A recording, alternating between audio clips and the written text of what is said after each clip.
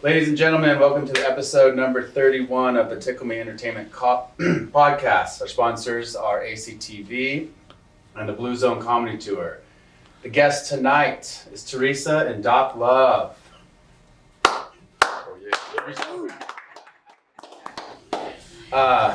They have an organization called the Misfit Missionaries, which we'll get into later.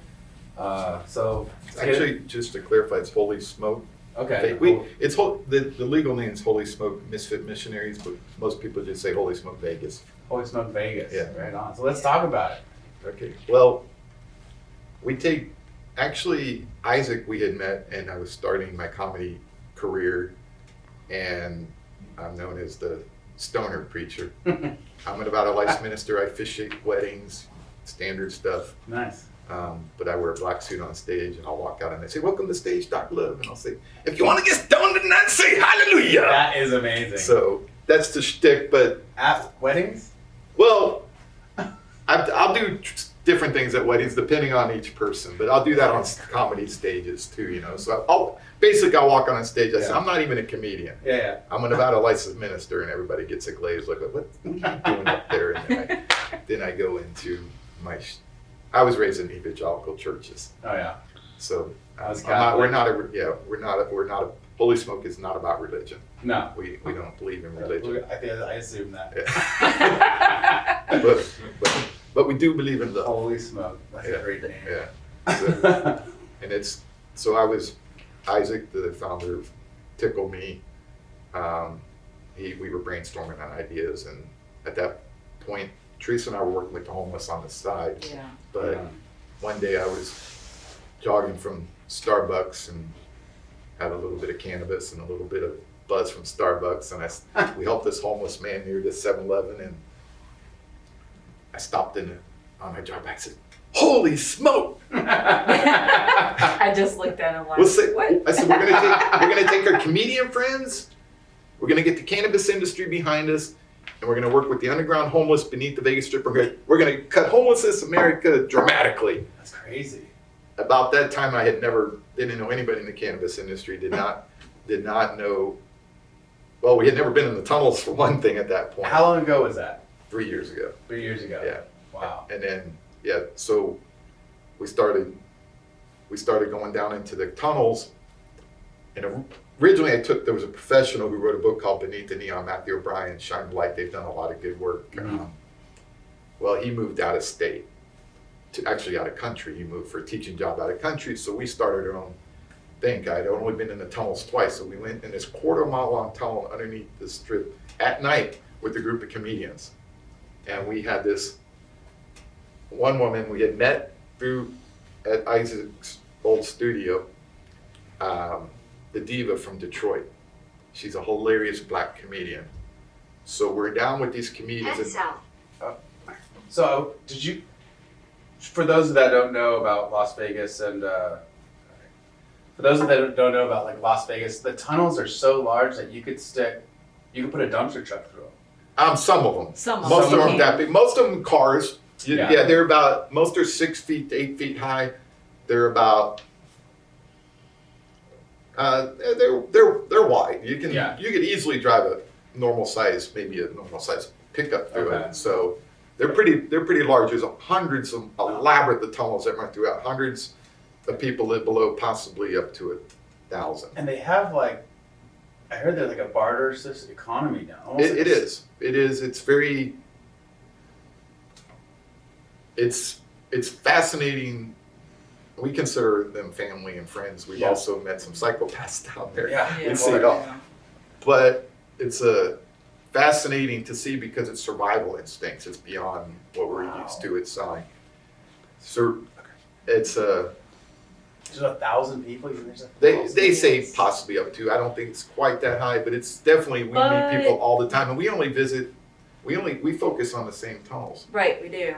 But with the current situation, with people being evicted from their apartments and their homes, I know. we're going to definitely see a high rate of homeless. Yeah. It's not. Coming within the next 6 months, I believe that we're going to see it. What's scary about the tunnels is, I think Vegas probably gets what, 8 inches of rain? 6 on average, yeah. Six inches of rain. 2 inches difference. Yeah. 8 inches means a lot to some girls. So 6 inches, I'm fine with. So yeah, You're still in the game. Yeah, still good. So so I'm a firefighter, and we got firefighter buddies that work for county and city, and believe it or not, they have to do swift water rescue Oh, well. Yeah. out in the middle of the desert, because when it does rain, the water comes into these tunnels, and it wipes the poor homeless people out. Yeah. And for them, basically they have to get out of the heat, the elements, right? That's Yeah. why, and you'll see a lot of them going to ground in the summer, Yeah. and then even in the winter when it cools off, because people don't realize it gets a little chilly here in Cold, Vegas yeah. at night. But yeah, a lot of the tunnel I just mentioned in the beginning, it's a quarter mile long tunnel. A lady drowned in the tunnel right before we started our charity. Yeah, it was like in And 2016. So, and yeah, and the people live in that tunnel, it's right underneath the strip. I won't give a location on that one. But yeah, the fire department's been out there a few times Oh, to yeah. rescue them out of. Yeah, that's madness. So that's awesome that you're doing that. I mean, you have to. I mean, when you leave after going down there, you have to have a heavy heart. We I mean, do. unless you guys do stand-up shows down there, which I think would be genius. I'm We always listen. want. We want to do that. In To fact, come. Roman, I will challenge you. We should do one. I know the perfect spot. It's beneath Caesar's Palace. It's this amazing area they call the gallery. And Wait, the under the tunnel, they actually named it? well, this section they call this the gallery because most of the tunnels have a name. So, for example, the reason this one's called the gallery, there's 6 tunnels. I won't tell where they start, but there's 6 tunnels that run to this gallery area underneath Caesar's Palace. And it's the most mind-blowing urban artwork. Every single wall has the most amazing It's artwork tagged on the with roof. many different And it's a artists huge, underneath. 6 massive tunnels come to this area and open up inside it right underneath Caesar's. So it's called the gallery. It's a mind-blowing place. When we were brand new, we met this guy they call Irish, who was a former Marine. Well, I didn't know that. First time I saw him, he was carrying a club and I said, "What are you doing?" I told him, "Okay, I got your back." Well, Irish, but he's still out there. He's like a brother to us. He grew up homeless in the streets of Philadelphia. Wow. He joined the military. War didn't help him any. His son was shot to death. So Oh my That's- gosh. usually tragedy and trauma is the main Yeah. reason people end up homeless in long term. But so Irish was new. We were getting to know Irish, and he'd take us into his gallery. But my mom was an advocate for the homeless when I was a teenager. But I was too busy smoking Cannabis. weed and watching MTV. I want my Yeah. MTV. My mom could They have. actually played music videos. Yeah, right. And so when my mom passed away a few years before we started our charity, we had some of her ashes. I'm like, what do I want to do with them? My mom was never the type of woman you would spread them in Yeah. the woods or a lake, and it dawned on me in the tunnels. So Irish was with us. We were in the gallery spreading some of my mom's ashes, and so here's this tough homeless Marine. He says, "Can I spread some of your mom's ashes?" So he spread some of mom's ashes, then does the crucifix and got down on his knees and did a prayer for my mom. Wow. Now I'm not a religious person, but I Yeah. got down on my knees. Yeah, you have to. It's like, I do believe in not with going on religious, I do believe in the teachings of Jesus Christ more from a philosophical point of view. If love thy neighbor is pretty simple. Right. So Irish is a long lost brother, and he's walked us right by some dangerous situations. One time we were in the same tunnels and some dude was lighting a fire to smoke us out and banging on a bar on What? a wall. And I'm like, "Irish, he doesn't want you in here." "No, whatever, we're walking through."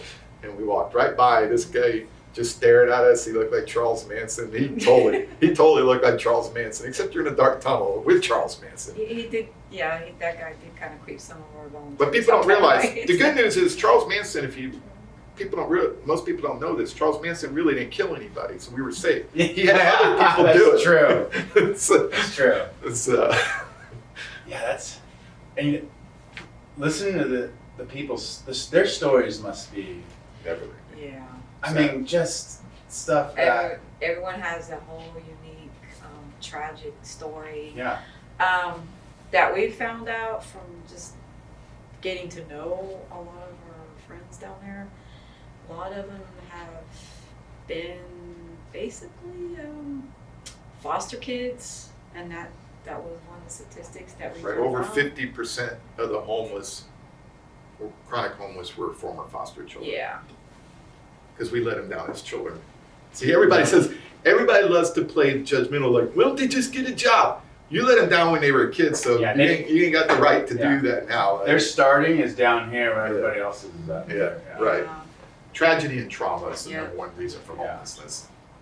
But you mentioned heavy heart. It does get extremely Yeah, hard because we're playing against the odds, yeah. especially if you're dealing with addictions. We're playing with the odds. But Schizophrenia problem. Oh Yeah. yeah. Oh, she's yeah. really good with schizophrenia because she used to work with, she specialized working with helping Alzheimer's. Yeah. Alzheimer's, So dementia. she's used to you know, dealing a with lot of them normal. are both bipolar, schizophrenia. Where, Yeah. where they react in their violence and stuff. And the key to being, when people are aggressive or violent, is to just stand your ground. Do not move forward, do not move back. Yeah. You can't show any weakness. And just Wow. listen to them. Yeah. Just listen to, get them talking. I used to be an old cab driver. I drove cabs in Vegas for years, so I dealt with plenty of drunks. And that was the key Yeah. to drunks, is the more questions I asked them, the more I let them ramble on, the better things were. Yeah. So Just get them to their place. yeah, just let people want to be, everybody, the reason we have all these problems in the world is people just want to feel like people care about them. Yeah. That's it. In any conversation, they want to know you care about it. So foster kids, what about disabled vets? I mean, Oh. what proportion? That's, I'd say, about 50% Well, I don't, with the well, with the vets. not disabled vets, well, vets in well, general. yeah, well, I Vets in should say that. general, a lot of PTSD, so yeah, so PTSD, you're right, yeah. it's still disabled. What were the statistics? It's huge. It's, yeah, I don't want to misquote the statistics, but it's big. yeah, it's, Big. I want to say at least half, but Wow. I think it might even be, yeah, it was huge numbers. In fact, our number one person we're focused on, we've learned to focus on, because it gets overwhelming. Like we deal with a lot of people, so we try to focus on who we think we have a better chance of helping at this point. There's a disabled vet named Wheels who lives underneath he lives underneath the Hard Rock. And, well, now they're remodeling it to the Virgin Hotel. So Yeah. if anybody knows Richard Branson, we need your help, Richard. Yeah. You don't, besides that, like my Wow. friend John says, Richard does, you gotta wanna help these people down below. You don't So want people trapped in mud out of He there. lives underneath what used to be the Hard Rock Hotel, Yeah. which is now underneath in a tunnel. In a wheelchair, in a flood zone. He survived floods before. Will's been out there, Will's been homeless for quite some time I now. mean, he's hanging in there. With this- wheelchair, the flood. With this puppy. His puppy's awesome.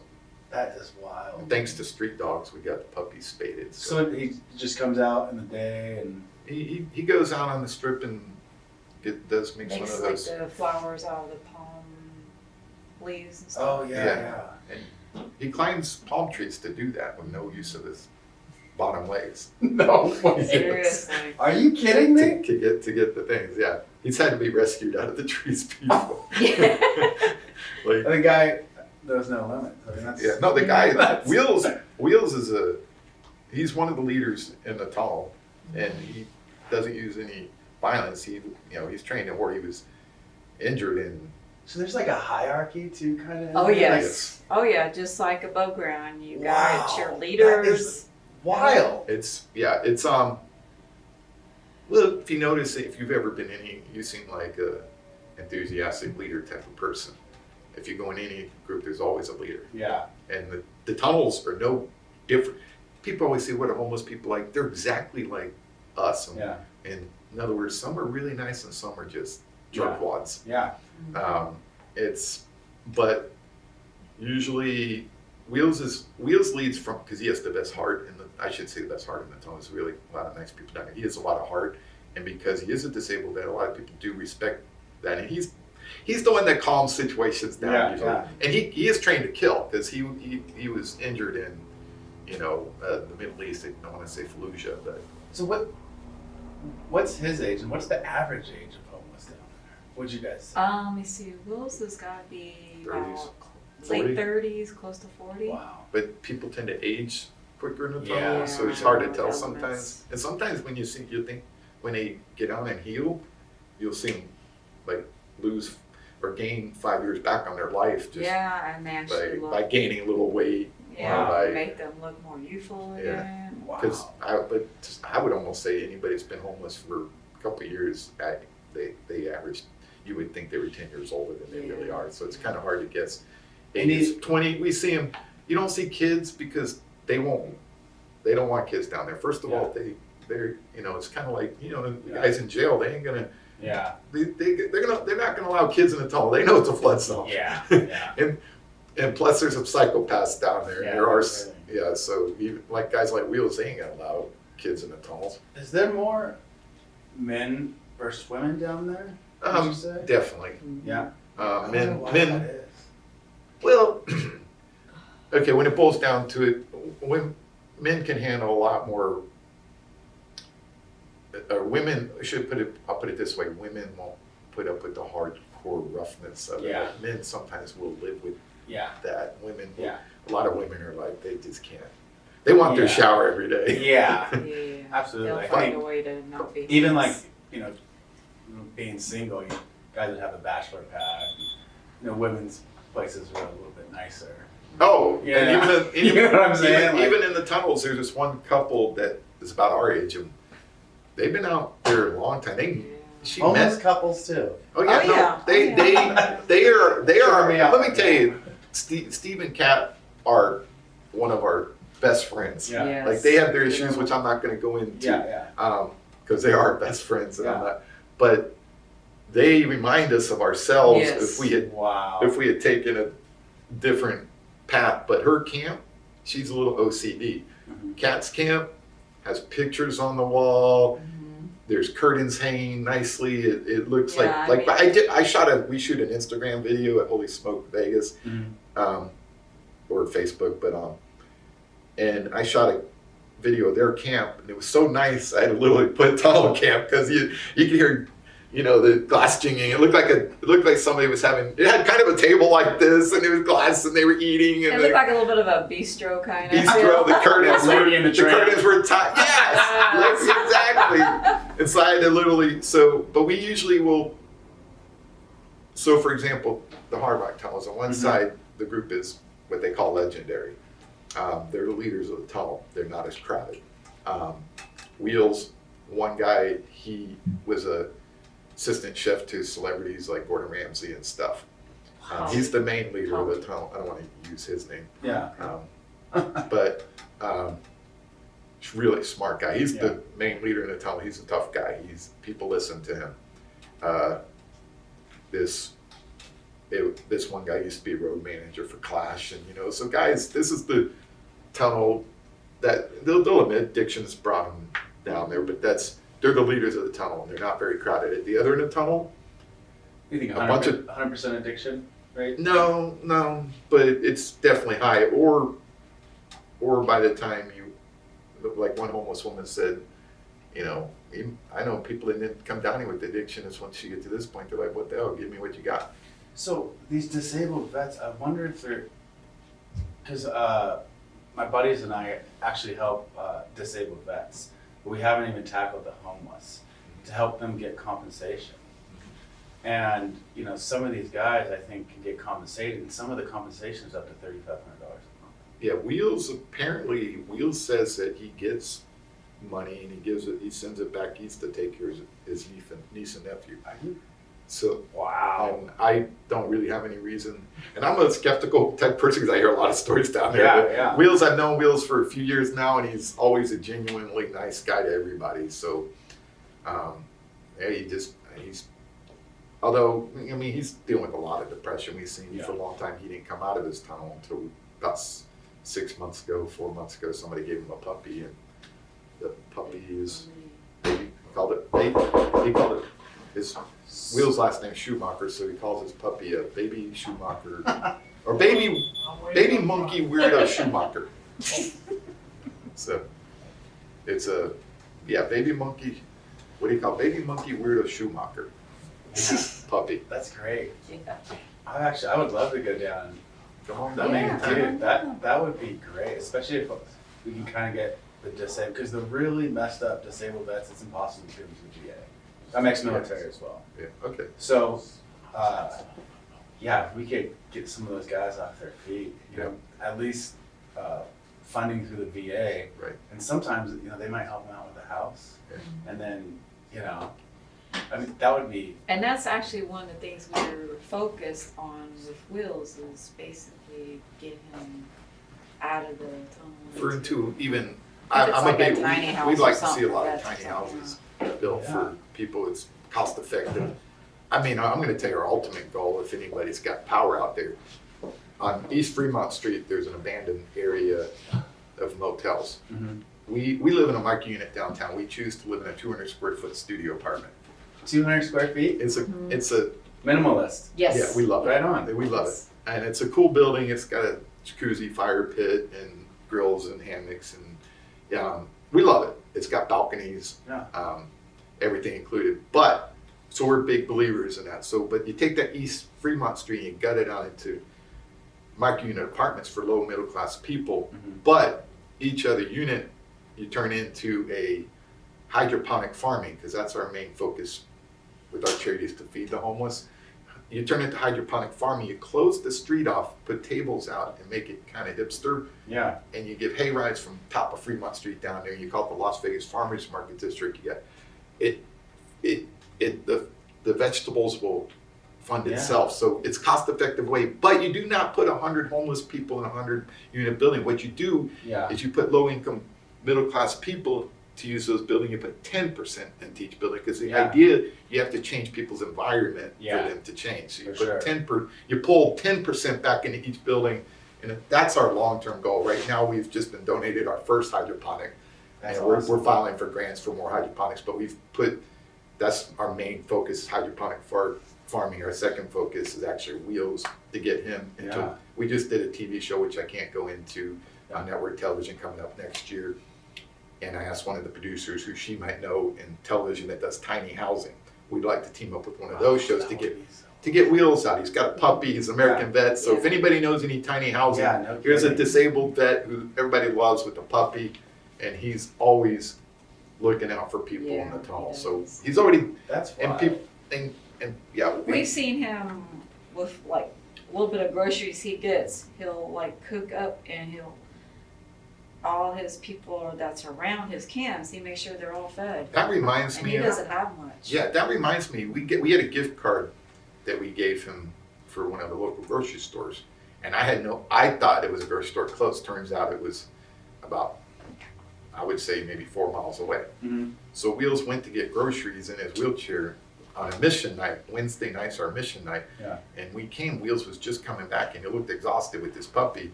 He was exhausted. And Wheels is a strong guy, but I didn't, because I found out the grocery store was 4 miles away. We would get him a closer groceries. But here's the I mean, is it an electric wheelchair? no, It's a.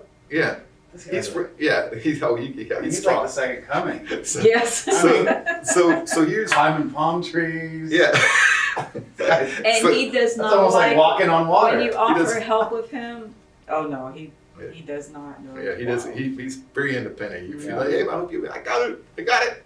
But here when he came back, he had literally bought a bunch of ice cream and he was making ice cream floats for our misfit missionaries. So yeah, he had made he was making ice cream for our crew as a thank you.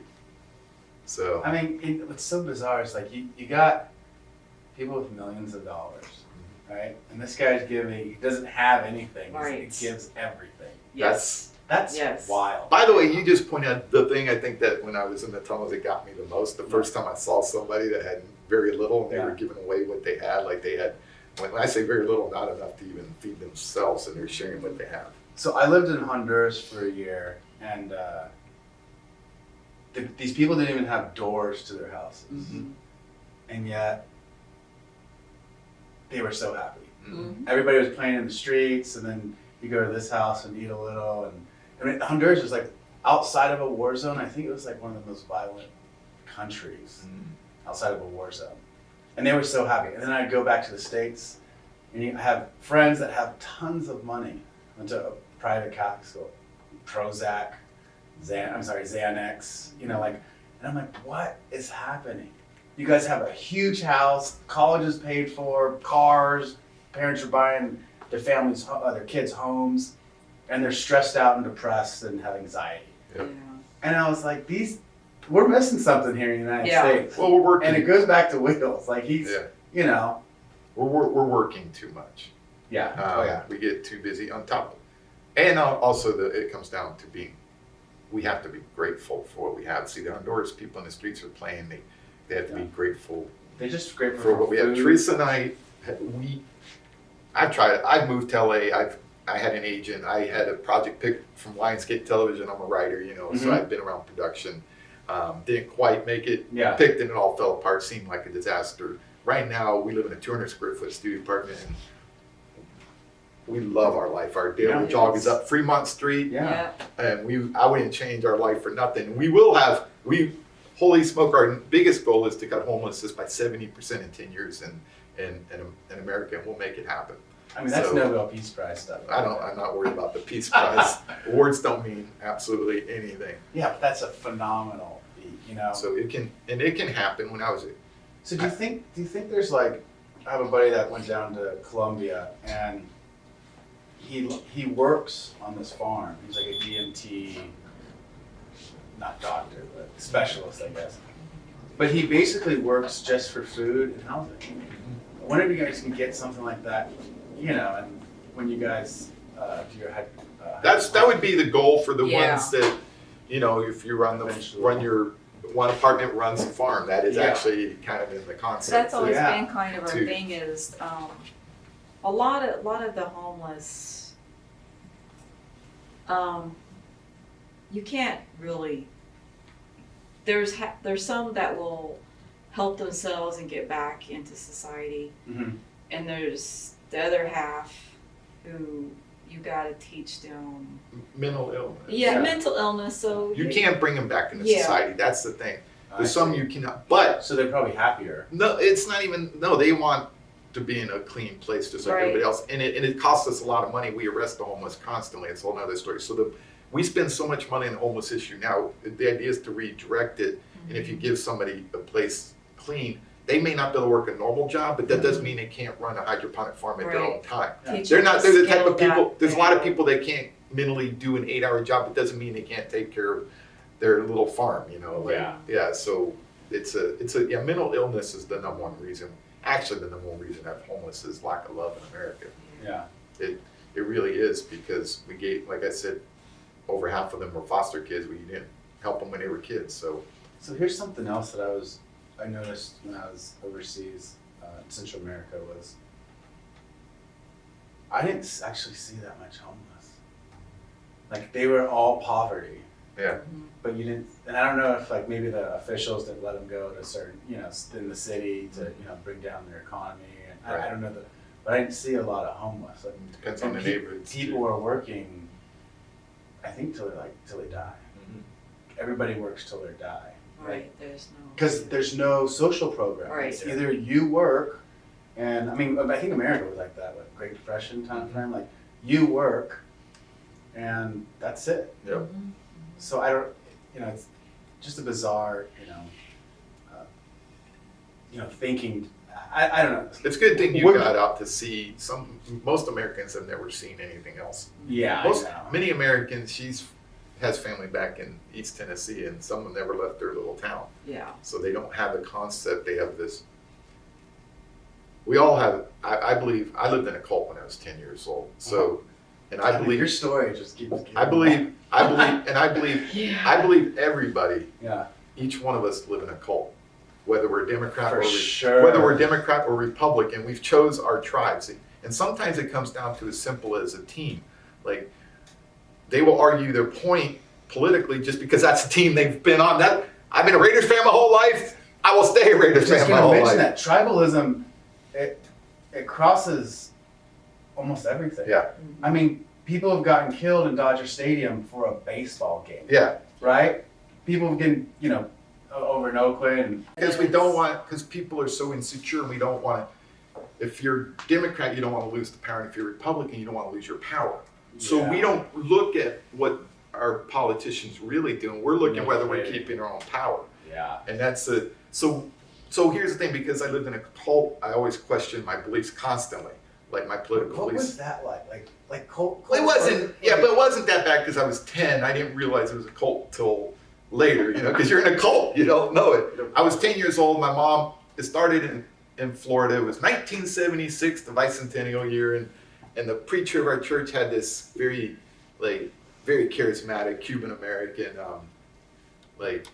and he convinced the entire church that a tsunami was going to wipe out all of Florida. Everybody in this church sold everything except one dude. One dude in a full church did not go. He's like, I was having fun in this church until now. Everybody else, we followed this lunatic in a caravan to Georgia, and we lived in a commune in Georgia. But as a kid, we were just being kids hanging out with the other kids, and it was in a state park where there was woods, so we didn't have the worst of it. But ever since then, I've followed the people that left that cult afterwards. Yeah. I've seen where they've gone politically on the decision of who they married, and the same people that had made the wrong decisions in that cult, I've seen them making the same decisions on their own spouses. It's a mentality that they never learn from. So what do you decide? If you don't, let me ask you, if you don't know, we all know we don't know everything. Yeah. You don't know everything. You don't want But you've argued, I'm sure we've all done it, you've argued the point to the end. But how do you know that wasn't the one that you did not know? But you've argued it like you knew. Yeah. So we've come up with a simple philosophy. How do we know we're not stuck in our own beliefs? Yeah. It's very simple. Are we creating or are we destroying at this very moment? If I'm bad-mouthing somebody, I'm destroying. If I'm helping somebody, I'm creating. So simple, creating or destroying. Life or death. Yeah. And a lot of people don't know what they don't know. Right. You're talking about, we all kind of live in a cult, and then that's why when I went over, I lived in Europe for 2 years too, and they hated Americans. Mm-hmm. Like we were not, and this is back George Bush era, and you couldn't say George Bush, you didn't want to talk about politics, and they all had this perception, and a lot of countries did, was like, America, I don't know why you guys are like the proudest, And then in the United States, you're like, oh, this is the best country or one of the best countries. And so it's weird to have like, I was young at the age to have that perspective of, growing up in, if you live in California, growing up, oh, that's cool, California's a great place. Mm-hmm. Now it's kind of flipped it's on its head, like, oh, you're from California. Like when you leave, when you go to a different state, you're like, oh gosh, another Californian. I'm sorry, California gets I think California gets a bad rep because everybody and I'll tell you why. Yeah. Everybody talks about how terrible it is. It is still the 7th largest economy in the United States of America. Yeah, but I'm sorry, let me rephrase that. It's world. the 7th in the world if Yes. it was its own country. It's in the world. So, and it creates a lot of jobs, and it's got a mixed bag. It's got the best and the worst. That's what California's just too crowded. That's the biggest problem. So I mean, with an economy that large, though, why are the taxes so high? Right. Well, Gasoline's high, property yeah. taxes high, because everybody wants to live there. It's overcrowdedness. state tax, yeah. Go to And I think it has the largest homeless population Yeah, of go to- any state. that's It just- does, that's- actually. That's because it's overcrowded. Yeah. Go to you can get you can definitely get cheap places to live in Kentucky. Yeah, exactly. Yeah. So so it's I think it's just overcrowdedness. And by the way, everybody blames the taxes, but it's not just the taxes. It's not just the taxes in California. The problem is that it's the people, the money people that are charging too much for rent. Yeah. They're not. There's a lot of wealthy. Yeah, all the wealthy People. own California. Yeah. I mean, you have to be wealthy to own places, so they get all the money for it. Well, I grew up going to San Francisco a lot. I have family in the Bay Area, grew up in Sacramento, and San Francisco, even for my dad, is completely different. But even when I was younger, it's completely different. Mm-hmm. It's like Starbucks and cyber cafes, Yeah. all the little flower shops, and all the great things. If you're going to San Fran, like it's not that hippie. I think they kind of moved over to Santa Cruz, but even Santa Cruz is getting crazy. But it's not that. It's just a tech place now. Mm-hmm. Yeah. So like the culture, I think, is kind of Boston. Yeah, they're corporate. And there's where I've noticed most left and right people when you sit down and talk. The problem is corporations. Yeah. And if the left and the right would come together and realize Well, not to let the corporations. Both sides are in bed with everybody. Yeah.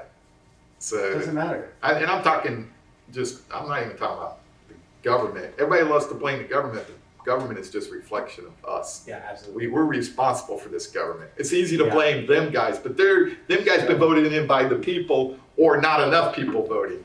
Yeah. So the key is just the people need to come together. And I know it sounds naive, but No. I usually, and when I find I'm on a different political point of view, I've learned to just ask questions. Yeah. I will just. No, there's a lot of, yeah, you're right. It does come back to us, but I mean, Congress and the Senate, like they don't have. I don't think they have to pay Social Security and Social Security. Oh yeah, we know. And they get paid hundreds of thousands of dollars. Oh, that needs to change, right? We agree there. After they're out of office and they get free health care and all this other stuff, we gotta change that. Well, that's up to the people. We Did we vote They're that not. in? They're not gonna. Well, enough of us did not vote to start, and enough of us are not politically active. We're not even. I don't even like the word politically active. We're not enough socially active. Yeah. Did you know what's the percentage of people that volunteer on a regular basis? It's like 20%. Yeah, it's. That volunteer on a regular basis. So I don't know. if let me tell you something, if 80% of Americans started volunteering on a regular basis, And I think it goes You back see to us working so hard Too much. instead of have a minimalist attitude. yes, Like, we're too busy making a living and forget to make a life. yeah, we've gone to a lot of bad neighborhoods, and they have $70,000, $80,000 cars per Yeah. Mhm. Oh yeah. and it blows my mind. Yeah. You It's know, the money spending, and it's brainwashing. That's corporate. We allow for them to brain. sure. We allow You them. watch a TV and they have this Ford commercial or this Escalade commercial. And you think you think my first choice was to live in 200 square feet? No, I applaud that. I love it actually because Yeah. at first even we had a house and we went from a big house downsizing a little to apartments in town, but it's so simple. Yeah, It- less is more. Yeah, It gives us more frees time up to time, do more other time to things, create the life we really. want to create. Yeah, And you can poop and cook at the same time. we. That's We won't get into that one. Yeah, one of you guys gonna leave the house and somebody. No, you get used to that. Well, that's love. That's 35 years of. Yes. Although my neighbor, they live together, him and his girlfriend. They don't quite have that same life. Somehow they're doing it too. I know. That's hilarious. I know people that are $1 million houses, and they're miserable. Oh, yeah. They're putting in 60, 70 hours a week.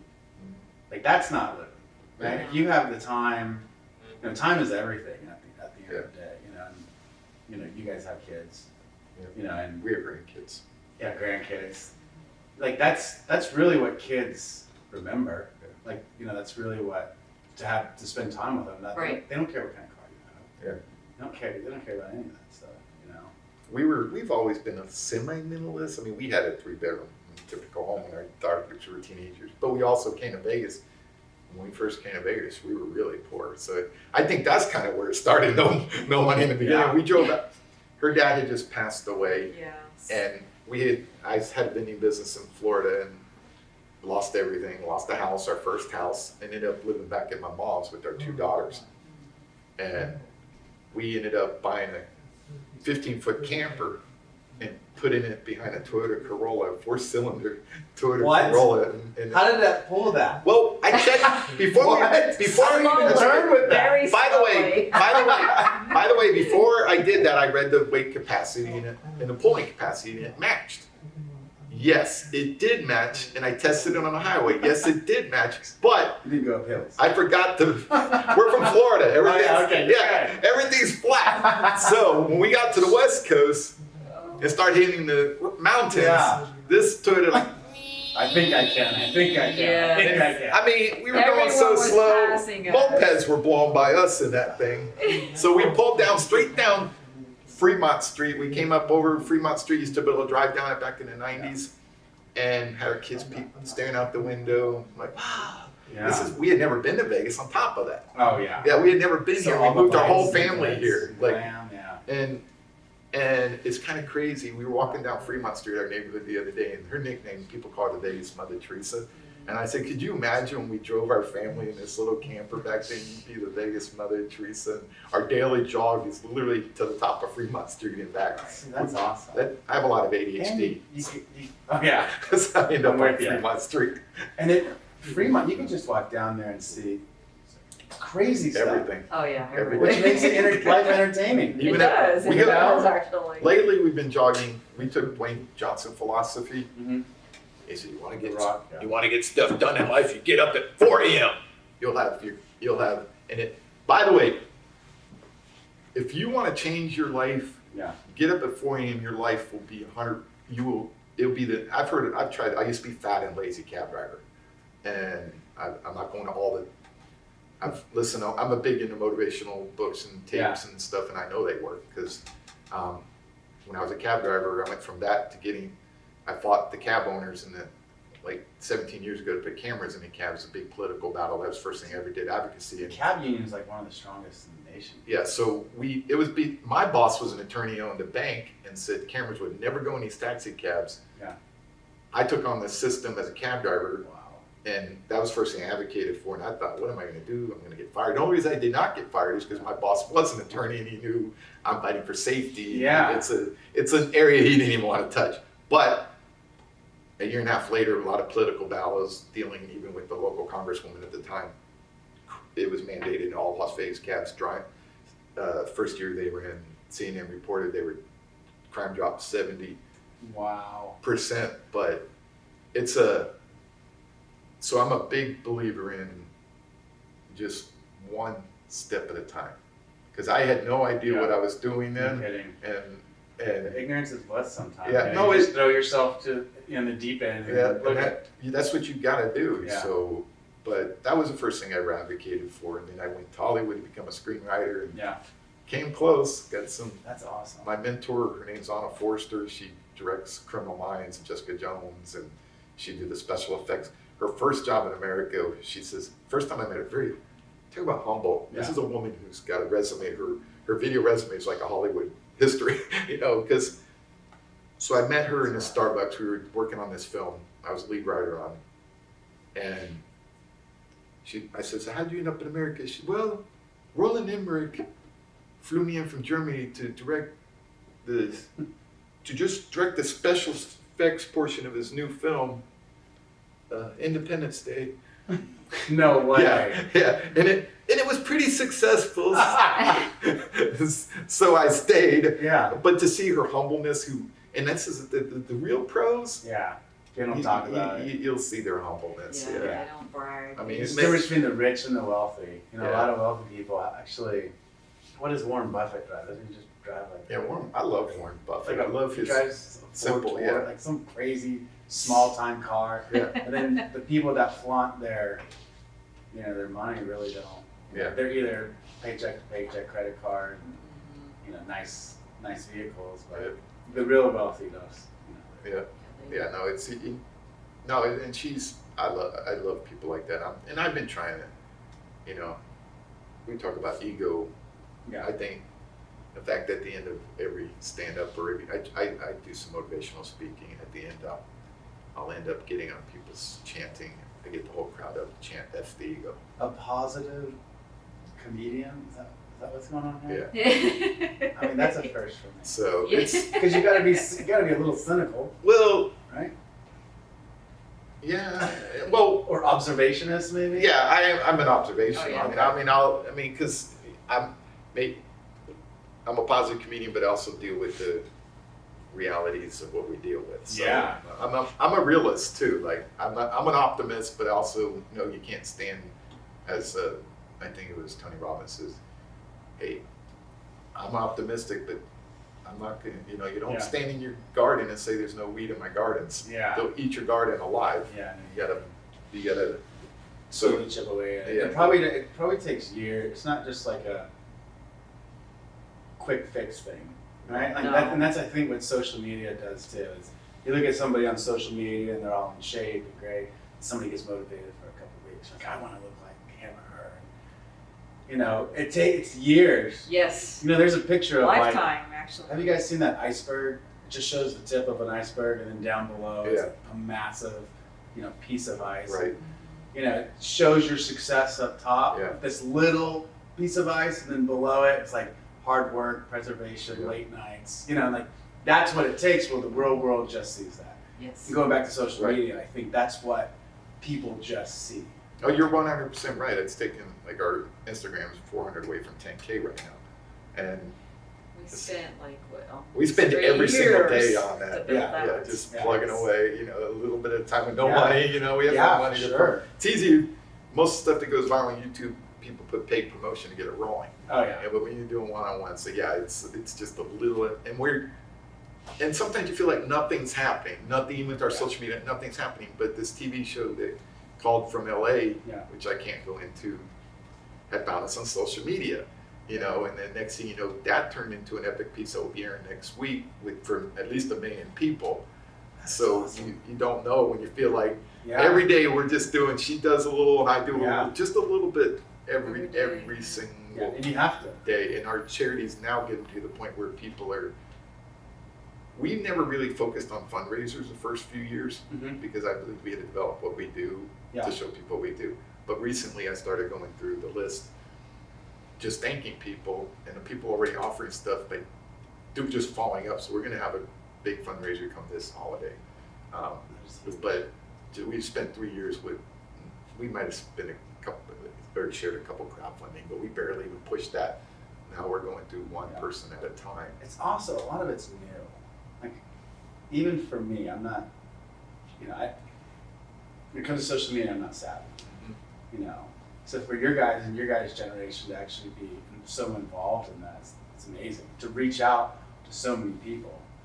It's not like back in the day, you stand outside of the co-op shop, and like, oh, here's a flyer. Yeah. Yeah. Yeah. Like it's so instant. It's like, it's definitely beneficial Yeah. to be able on the social media platform, and like you said, I've been studying it. We're gonna release it. We shot a digital series for the tunnels, and it's pretty awesome. It's Yeah, got we're I'm gonna excited. air that. We're not gonna air that until January 1st because I'm setting up now the YouTube platform. We've had a YouTube page for maybe 2 years, which we've never done anything with. So now we got a good digital series, and that's our goal, to get that going, and it's fun. Comedians, cannabis, and tunnel people. What could possibly go wrong? I want to do a stand-up show. Let's That would be let's definitely do one in the gallery. Yeah, I'm in. Yeah, We gotta end I it. know. So how about this? How about you tell everybody watching your links, where they can find you, the Instagram. Just go over a quick summary of what you guys are doing, because I love it. I think it's amazing. So we're Holy Smoke Misfit Missionaries, but to remember it easier, #Holy Smoke Vegas. You can find us on Instagram. You can find us on Facebook, and soon YouTube. So in fact, go subscribe now. There's nothing on our YouTube channel but Holy Smoke Vegas YouTube. And it's going to be a fun digital series, and then you'll see us on network television in March. March It's or going to April. It's March going or to April. March or April. It's going to be an epic show. We can't go into it because they will kill us. Yeah. Yeah. They'll sue us for the money we don't have. You get 200 square feet. But it was an amazing. We had the most amazing 9-day shoot in the tunnels with this group that's going to be airing next year. That's going to definitely go from that struggling day to day. That what happened in the 9 days couldn't even. I'm a storyteller, Mhm. and the director came in with one vision in mind, Yeah. and the real world put something on another vision, Yeah. which stressed us all out. Yeah, for sure. And it could not have been more interesting from a Yeah. story point of view how it unfolded. Well, I'm excited. So, but Thank you guys. thank you. Yes. I Thank appreciate you. it. Thanks. And I'm liking, commenting, and subscribing to all your stuff because I love it. And then maybe we could get together some point and then help out the VA vets down there. 'Cause Yeah. That would have be some awesome. connections. Yes. I like your idea. We've talked about doing comedy Yeah. shows down below, but we never quite did it because people do ask that all the time. Do you do comedy? What do you, when I mention what we do, you do comedy shows in the tunnels? I say no. It's genius. But no, I've thought about it, but that's not what we I don't know if do. you run a generator for lighting, but We kill can- everybody. We can. You don't really need generator for lighting, we can use LED portable lights as well. Yeah, We've done a lot of we have videos. a lot of lighting and Yeah, stuff we like can, that. yeah, you can, good. Well, thank you guys for coming. Yes, I thank appreciate you. it. Thanks for having us. Appreciate Yes. it, and say hello to Isaac. Yeah. Yes. I haven't seen them. Okay. Yeah. All right, thank you.